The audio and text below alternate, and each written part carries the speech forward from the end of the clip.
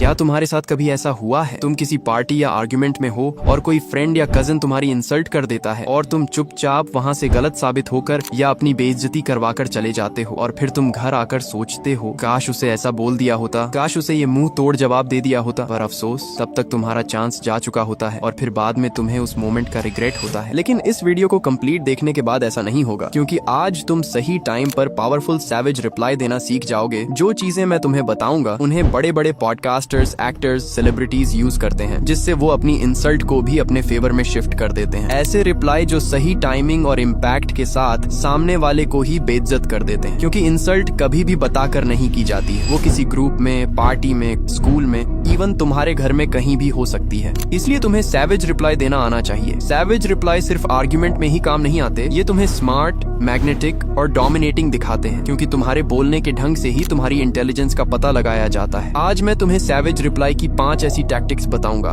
जिनसे तुम सामने वाले को ही इंसल्ट कर दोगे, with proper example and practice tips. पहला और 5th वाला पॉइंट सबसे इंपॉर्टेंट है, तो उन्हें बिल्कुल भी मिस मत करना। सो अगर तुम रेडी हो तो कमेंट में सैवेज लिख दो। वीडियो को शुरू करने से पहले तुम ये समझो कि सैवेज रिप्लाई का मतलब क्या होता है। उसके लिए तुम ये वीडियो देखो। By the way, do you live with your parents? Is that true? Yes. Now, is that common in India for older children to live with their parents? It's fine to live with your parents because it's also common in India that we don't have to take appointments with our parents to meet for dinner. So. Oh. यहाँ American anchor Aishwarya Rai का मजाक उड़ाने के लिए कहता है कि क्या ये इंडिया में कॉमन है कि बड़े बच्चे भी अपने पेरेंट्स के साथ रहते हैं। यहाँ ऐश्वर्या थोड़ी देर रुकी और फिर काल्म तरीके से बोली कि हाँ, इंडिया में ये कॉमन है कि बड़े बच्चे भी अपने पेरेंट्स के साथ रहते हैं। और फिर ऐश्वर्या ने बड़े ही सैवेज तरीके से कहा कि इसलिए ही हमें कभी अपने पेरेंट्स के साथ डिनर करने के लिए परमिशन नहीं लेनी पड़ती। इसे ही कहते हैं दी सैवेज रिप्लाई, मतलब सिर्फ कुछ शब्द बोलकर सामने वाले को गिल्टी फील करवा देना, बिना उसे गाली दिए, बिना उसकी डायरेक्ट इंसल्ट किए। सैवेज रिप्लाई का यूज तब किया जाता है जब सामने वाला तुम्हारी इंसल्ट कर रहा हो। सैवेज रिप्लाई देने का मतलब किसी की इंसल्ट करना नहीं होता है। Now let's break the system. Number 1, absolute disregard. Imagine करो तुम अपने 3-4 दोस्तों के साथ ग्रुप में खड़े हो। उनमें से एक लड़का है जो खुद को बहुत स्मार्ट समझता है। वो अचानक पूरे ग्रुप के सामने तुम्हें टारगेट करते हुए कहता है कि यार तू ये कैसे बेकार से कपड़े पहने रखता है। अब तुम्हारे दोस्त तुम्हें देख रहे हैं कि तुम क्या बोलोगे। अब एक एवरेज लड़का यहाँ क्या करेगा? वो या तो तुरंत डिफेंसिव हो जाएगा या फिर यहाँ अपनी सफाई देने लगेगा कि नहीं भाई, मैंने तो ये अभी पिछले हफ्ते ही खरीदे थे। लेकिन दोनों ही कंडीशंस में तुम हार जाते हो। इसीलिए यहाँ तुम्हें इस्तेमाल करनी है द इनविजिबल वॉल। मतलब जब भी कोई तुम्हें ताना मारे तो अपने चेहरे पर बिना एक भी एक्सप्रेशन दिए उनकी आंखों में 3 सेकंड तक घूरते रहना है। और फिर इसके बाद तुम्हें अपने किसी दूसरे फ्रेंड से किसी और टॉपिक के बारे में बात करनी है। तुम स्कूल के बारे में, जिम के बारे में, तुम किसी भी चीज के बारे में बात कर सकते हो। मतलब तुम्हें इंस्टेंटली उनकी बात को काट कर कोई और दूसरा टॉपिक छेड़ देना है, जिससे वहाँ तुम्हारी इंसल्ट नहीं होगी और तुम सिचुएशन को अपने हाथ में ले लोगे, क्योंकि उनका तुम्हारी बेइज्जती करने का मकसद तुम्हारी अटेंशन लेना था। लेकिन जब तुम उनकी प्रेजेंस को ही इग्नोर कर देते हो तो तुम जीत जाते हो। जो उन्हें तुमसे चाहिए था तुमने उन्हें वो दिया ही नहीं। अभी ये ट्रिक तुम्हें बचकानी लग रही होगी, लेकिन ये ट्रिक सच में काम करती है। उसके लिए तुम ये क्लिप देख सकते हो। This guy TKOs people. When I knock people out, they don't fucking move. They're like, who the fuck is that guy? Who the fuck is that? You know damn well who I am. Who the fuck is that? देखा कैसे Conor McGregor के सिर्फ तू कौन है बोलने से सारा गेम उसके हाथ में आ गया। इसी को कहते हैं एब्सोल्यूट डिसरिगार्ड, मतलब सामने होते हुए भी उस इंसान को इग्नोर कर देना। Number 2, mirror reality. क्या तुम्हें पता है इंसान को सबसे ज्यादा डर अपने सच सुनने से लगता है और इसी को मिरर रियलिटी कहते हैं। मतलब जब तुम सामने वाले की इनसिक्योरिटीज को उसके सामने रख देते हो तो वो उसे बहुत ज्यादा इंसल्टिंग लगता है। इसे एक रियल लाइफ इंसिडेंट से समझो। 2016 की बात है, इंडिया वर्सेस ऑस्ट्रेलिया का ODI मैच चल रहा था। तभी Australian bowler James Faulkner Virat Kohli को स्लेज करने की कोशिश करते हैं ताकि कोहली का फोकस टूटे और वो गुस्से में आकर आउट हो जाएं। फॉल्कनर ने कोहली से कहा, तुम आज मुझे नहीं मार पा रहे हो। अब अगर यहाँ कोई नॉर्मल प्लेयर होता तो वो ईगो में 6 मारने का ट्राई करता और आउट हो जाता। लेकिन विराट कोहली ने यहाँ मिरर रियलिटी का इस्तेमाल किया। कोहली ने देखा और एक कोल्ड फैक्ट बोल दिया। कोहली ने कहा, Wasting energy. No point. Having fun, are we? I smashed you enough in my life. No point. It's alright. Don't It's fool. fun. यानी मैंने अपनी जिंदगी में तुम्हें बहुत धोया है, बात करने का कोई फायदा नहीं, चुपचाप जाकर बॉलिंग करो। अब ध्यान से समझो कि ये जवाब इतना सैवेज क्यों था। कोहली ने फॉल्कनर की बेइज्जती नहीं की, कोहली ने बस इतिहास और फैक्ट को उसके मुंह पर मार दिया।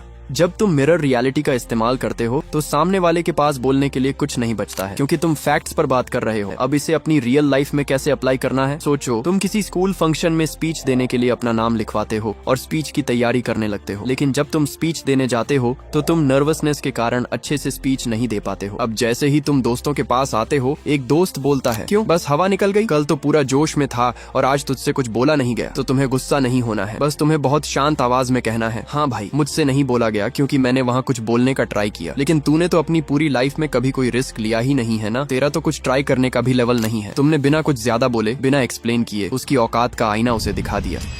Number 3, not reacting. क्या तुम्हें पता है नॉट रिएक्टिंग एक ऐसी चीज है जो तुम्हारी सभी प्रॉब्लम्स को जड़ से खत्म कर सकती है। चार्ल्स आर स्विंडोल का एक कोट है, life is 10% of what happens to you and 90% how you react. मतलब तुम्हारी लाइफ में जो कुछ भी होता है वो सिर्फ 10% होता है, बाकी का 90% इस पर डिपेंड करता है कि तुम कैसे रिएक्ट करते हो। ये चीज तुमने खुद नोटिस की होगी कि जब तुम्हें किसी काम में अच्छे रिजल्ट मिलने लगते हैं तो तुम ज्यादा खुश और फ्री महसूस करते हो, जो तुम्हारे अंदर लेजीनेस को जन्म देता है, जो बाद में चलकर तुम्हारे काम में लॉस का कारण बनता है। लेकिन जब तुम रिएक्ट ही नहीं करते हो तो तुम बहुत ज्यादा पावरफुल और डेंजरस लगते हो, क्योंकि चीखना, चिल्लाना, खुद को एक्सप्लेन करना, ये सब चीजें वीक लोग करते हैं। चलो रियल लाइफ एग्जांपल से समझाता हूँ। क्या तुम्हें वो पल याद है जब ऑस्कर सेरेमोनी में क्रिस रॉक ने विल स्मिथ की वाइफ पर जोक किया था? सब लोग हंस रहे थे, लेकिन वो चीज विल स्मिथ को डिसरिस्पेक्टिंग लगी और उन्होंने गुस्से में स्टेज पर चढ़कर क्रिस रॉक को थप्पड़ मार दिया था। क्रिस रॉक चाहते तो वो उस जोक का सारा ब्लेम स्टूडियो वालों पर डाल सकते थे, लेकिन उन्होंने ऐसा नहीं किया। क्रिस रॉक ने इस सिचुएशन को कामली, बिना कोई रिएक्शन दिए हैंडल किया और विल स्मिथ को इग्नोर करके उन्होंने पूरा शो कंप्लीट किया। इस मोमेंट के बाद विल स्मिथ को बहुत ज्यादा हेट का सामना करना पड़ा और क्रिस रॉक को लोगों ने बहुत सपोर्ट किया। यही होती है नॉट रिएक्टिंग की पावर। जब तुम किसी ऐसी सिचुएशन में हो जहां सामने वाला गुस्से में हो या तुम्हें प्रोवोक कर रहा हो, तो वहां चुप रहना ही सबसे बेस्ट सैवेज रिप्लाई होता है। इससे तुम सिलेक्टिव लगते हो और सामने वाला खुद के ही इमोशंस में फंस जाता है।